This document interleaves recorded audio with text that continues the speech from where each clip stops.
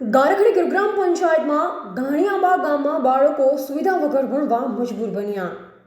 ડાંગ જિલ્લાના ગારખડી ગુરુગ્રામ પંચાયતમાં આવેલ ઘાણીઆંબામાં આંગણવાડીનું કામ છેલ્લા 3-4 મહિનાથી બંધ છે, જે કારણે બાળકો હજુ ભાડુતીના મકાનમાં ભણવા માટે મજબૂર બની ગયા છે.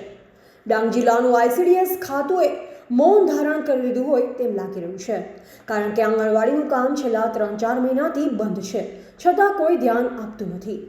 જ્યારે બીજી બાજુ છોકરાઓ માટે નવી યોજનાઓ બનાવી મોટી મિટિંગો કરતા હોય છે. હારપડા ગુરુગ્રામ પંચાયતમાં છોકરાઓને આંગણવાડીના ઓટલા પર પણ બેસવાનું નસીબ થતું નથી.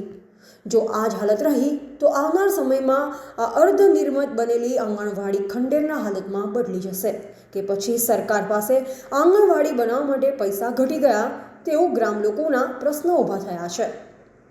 ડાંગ જિલ્લાના ઘાણીઆંબા અને હારપાડાની આંગણવાડીઓની હાલત દયનીય છે.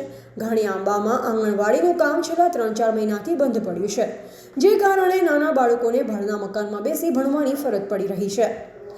આંગણવાડીની હાલત જોઈ ગ્રામજનોમાં ભારે રોષ જોવા મળી રહ્યો છે. તેઓનું કહેવું છે કે સરકાર એક તરફ બાળકો માટે નવી યોજના અને મોટી મિટિંગો કરે છે, પરંતુ બીજી તરફ આંગણવાડીઓ જેવી પાયાની સુવિધાઓ પણ પૂરી પાડવામાં નિષ્ફળ રહી છે.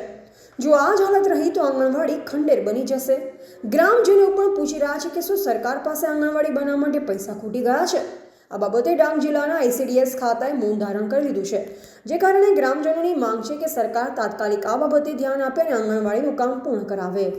રિપોર્ટર નરેન્દ્ર પવાર, ડાંગ.